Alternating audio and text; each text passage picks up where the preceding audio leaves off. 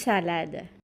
Okay, so stop muna tayo sa mga dessert, sa mga kakanin, masasarap na ulam, sa mga spaghetti. Ay nako, ito muna yung ating kakainin.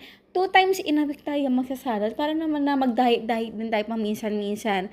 At alam ko, pwede naman tayo, especially itong mayonnaise, pwede natin yan ipang substitute na gamitin ay curd or yogurt.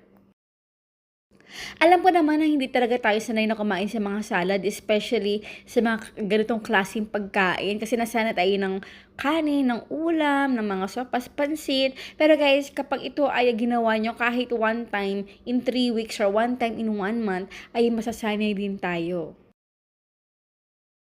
Kaya naman talaga yun talaga ginawa ko. Gustong-gusto ko talaga mag-diet. Kaya naman nasanay na yung katawan ko at ginagawa ko na ito na mga 2 times in a week.